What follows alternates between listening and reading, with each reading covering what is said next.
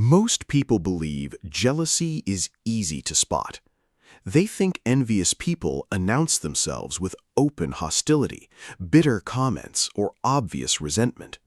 But the disturbing truth is far more subtle. The people most threatened by your success rarely attack you directly. Instead, they leak their envy through unconscious behaviors they cannot control, no matter how much they try to hide it.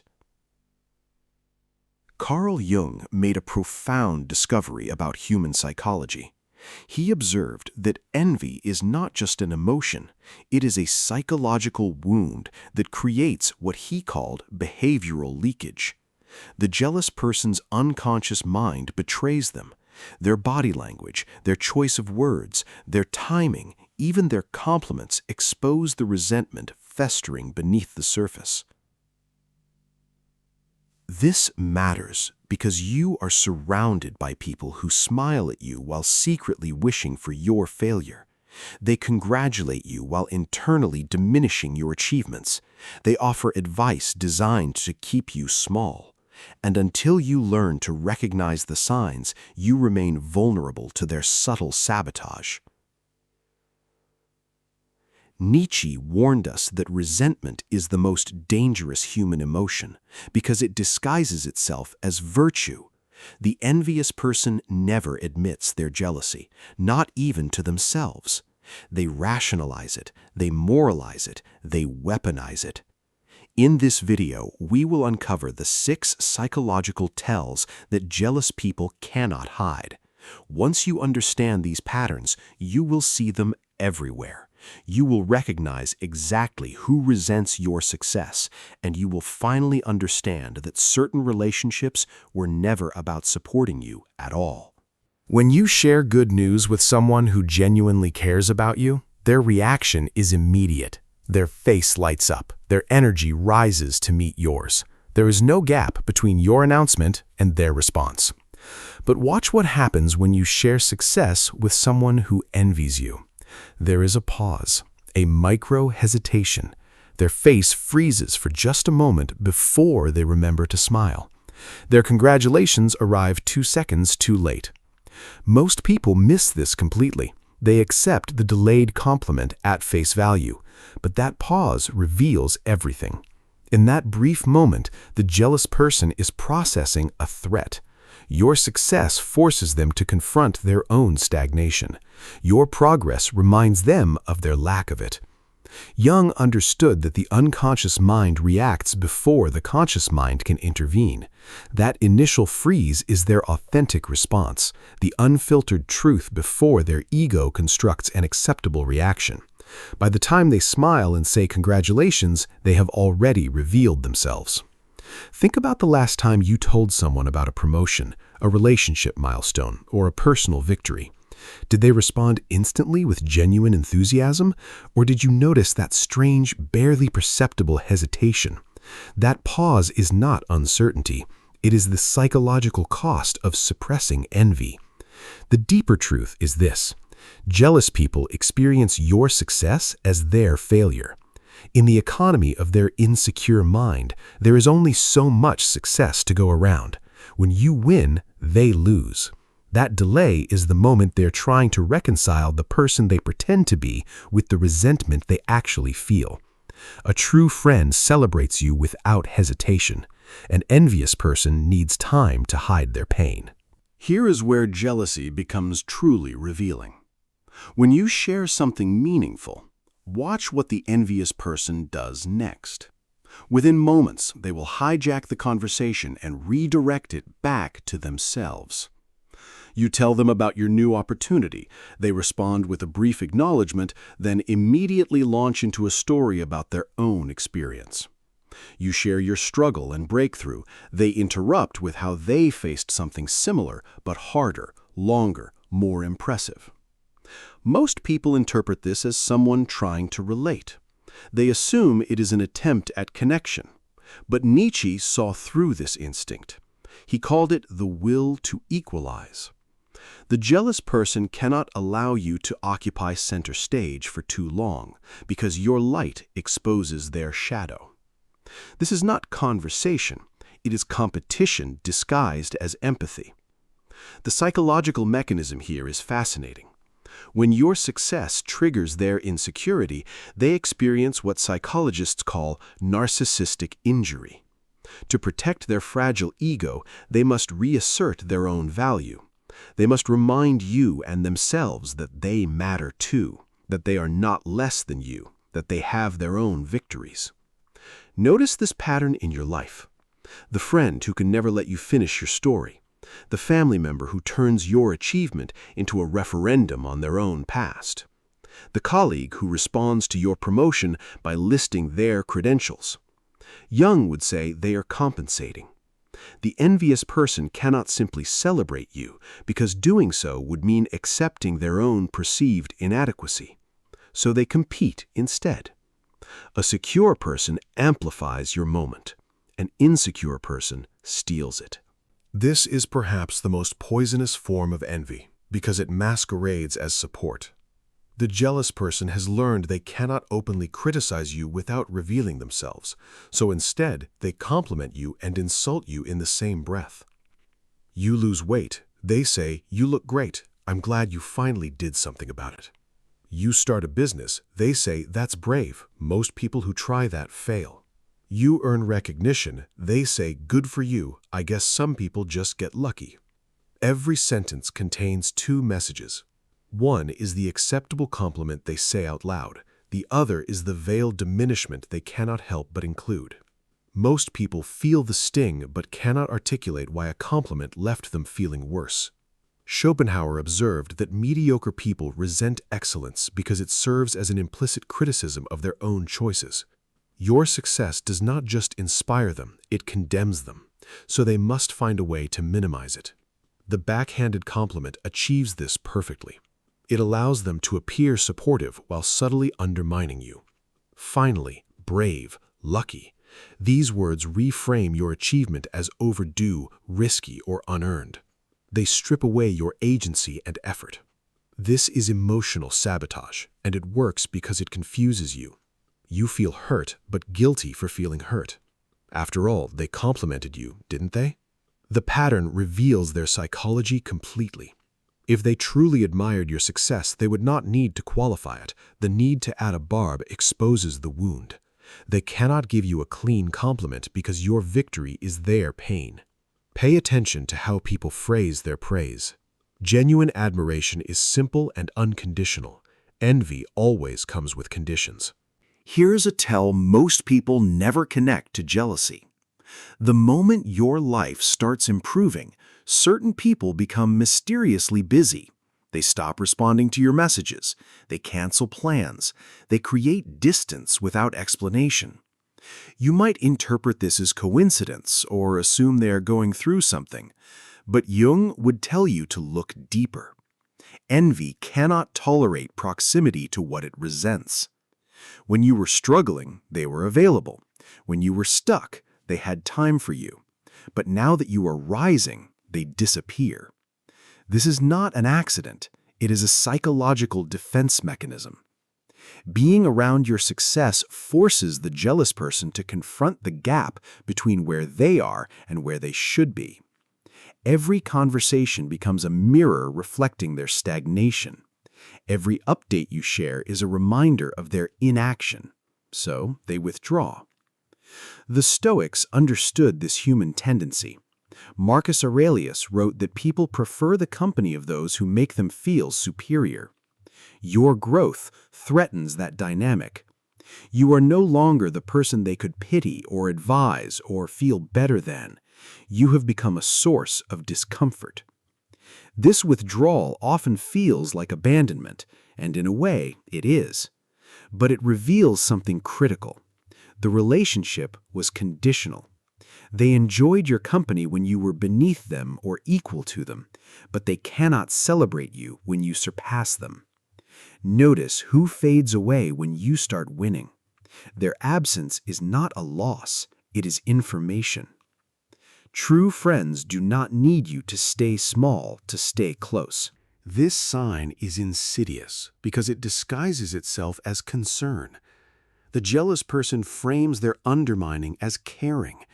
They ask invasive questions. They point out risks. They remind you of all the ways things could go wrong. You make a bold move. They ask, "Are you sure that's a good idea?" You invest in yourself. They say, "That seems expensive. Is it really worth it?" You set a boundary. They question, "Don't you think you're being too harsh?" On the surface, these sound like reasonable questions from someone who cares, but notice the pattern. They never question your decisions when you play it safe. They only express concern when you take risks that might lead to growth. Nietzsche identified this as the psychology of the herd. Those who lack courage resent those who possess it. Your willingness to bet on yourself exposes their unwillingness to bet on themselves. So they disguise their fear as wisdom and offer it to you as advice. The deeper motivation is control. As long as they can plant doubt in your mind, they maintain power over you. As long as you second-guess yourself, you remain on their level. Your hesitation soothes their insecurity. But here's what they never tell you. Their questions are not about you. They are projections of their own fears. When they ask if you are making a mistake, they're really saying they would be too afraid to do what you were doing. Jung called this shadow projection. The jealous person cannot own their fear, so they project it onto you and call it concern. Listen to who supports your growth and who undermines it. The difference is not care, it is courage. This is the darkest and most revealing sign of all. When you stumble, when you fail, when things do not go as planned, watch who smiles. The jealous person will disguise their satisfaction as sympathy. They will say, "I'm so sorry that happened," but their energy tells a different story. There is a lightness in their voice, a relief in their posture. They feel better. Your failure restores the balance they need. It confirms their worldview that risk is dangerous, that ambition is foolish, that playing it safe was the right choice all along. Your setback is their validation. Schopenhauer wrote that there is a secret satisfaction in the misfortunes of others, especially when those others dared to rise above the ordinary. He called it Schadenfreude, and he considered it one of the most honest expressions of human nature. You can see this in how they phrase their concern. "Maybe it wasn't meant to be. At least you tried. I was worried this might happen." Every sentence drips with barely concealed relief. The truly jealous person does not want you to fail catastrophically. They want you to fail just enough to come back down to their level. They want you to abandon your ambitions and rejoin them in mediocrity. They want the comfort of knowing that you, like them, were not special after all. This is why your comeback threatens them even more than your initial rise. When you get up, dust yourself off and keep going, you rob them of the satisfaction they were savoring. You prove that their limitations are not universal laws. A real friend mourns your losses and celebrates your resilience. A jealous person celebrates your losses and resents your resilience. Understanding why jealousy creates these behavioral leaks requires understanding the architecture of insecurity. Jealousy is not really about you. It is about the jealous person's relationship with themselves. When they see you succeed, they do not think, "Good for them." They think, "Why not me?" Your progress becomes evidence of their inadequacy. Your courage highlights their cowardice. Your discipline exposes their excuses. You become a walking reminder of everything they wish they were, but are not. Carl Jung taught that we cannot tolerate in others what we have rejected in ourselves. The person who resents your ambition has abandoned their own. The person who mocks your self-improvement has given up on themselves. The person who undermines your confidence lacks their own. This is why jealousy always leaks. The envious person is managing an impossible psychological burden. They must simultaneously suppress their own desires, rationalize their own inaction, and demonize your success. That internal conflict creates the micro-expressions, the hesitations, the passive-aggressive comments. They cannot hide it because hiding it would require self-awareness they do not possess. Admitting jealousy would mean confronting the painful gap between who they are and who they want to be. Most people would rather lie to themselves than face that truth. Nietzsche understood this deeply.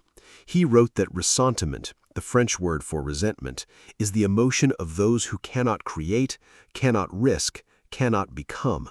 So instead, they tear down, they diminish, they sabotage. But here's the liberating truth. Their envy is not your responsibility. You did not create their insecurity by succeeding. You simply revealed what was already there. Now that you recognize these signs, the question becomes, what do you do about it? First, stop seeking validation from jealous people. You will never receive it. Their psychology does not allow them to celebrate you. Expecting support from someone who resents you is like expecting water from an empty well. Let go of that hope. Second, protect your energy and your information. Stop sharing your wins, your plans, and your dreams with people who have proven they cannot handle them. Not everyone deserves access to your inner world. Guard it carefully. Third, do not defend yourself or try to make them feel better. When they offer backhanded compliments or express concern, do not explain yourself. Their comments are not invitations to dialogue. They are attempts to destabilize you. A simple thank you or silence is your most powerful response. Fourth, distance yourself emotionally. You do not need to cut off every jealous person, but you do need to stop expecting depth from shallow relationships. Adjust your expectations. Limit your vulnerability. These are surface-level connections at best. Fifth, let your success be your response. The jealous person wants you to shrink, to doubt yourself, to play small. The most powerful thing you can do is keep growing. Their discomfort is not your problem. Your evolution is not up for negotiation. The Stoics remind us that we cannot control other people's reactions. We can only control our own actions. So, act with integrity, pursue excellence, and let the envious sort themselves out. In the age of social media, jealousy has become an epidemic. Platforms designed to connect us have turned into arenas of constant comparison. Everyone is curating their highlight reel, and everyone else is measuring their worth against it. This environment breeds envy on an unprecedented scale.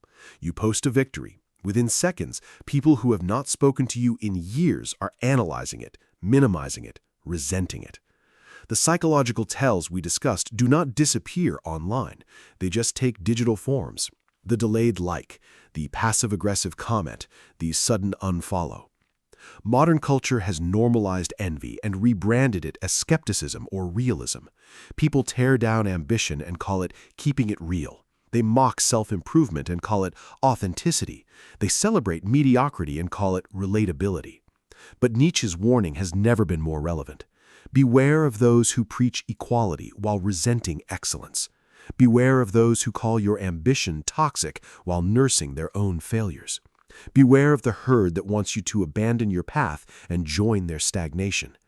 In a world that increasingly rewards victimhood and punishes success, your ability to recognize jealousy is not just useful, it is essential. You need to know who is for you and who is against you. You need to distinguish between constructive feedback and veiled sabotage. Because the truth is, the more you grow, the more envy you will encounter. Success does not just attract opportunity, it attracts resentment. And if you cannot identify it, it will drain you, confuse you, and eventually stop you. Jealousy is not a reflection of your worth.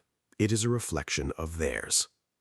When someone cannot celebrate your rise, it is because they have accepted their own fall. When someone resents your courage, it is because they have surrendered to their own fear. When someone diminishes your success, it is because they have made peace with their own failure. You do not need to prove yourself to people who are committed to misunderstanding you. You do not need to shrink to make insecure people comfortable. You do not need permission from the envious to live boldly.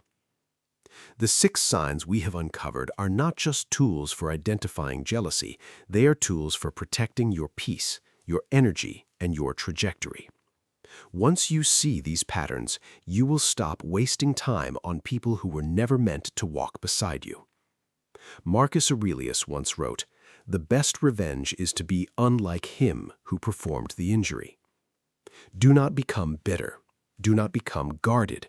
Do not let their envy turn you into a smaller version of yourself. Instead, let their resistance fuel your resilience. Let their doubt sharpen your certainty.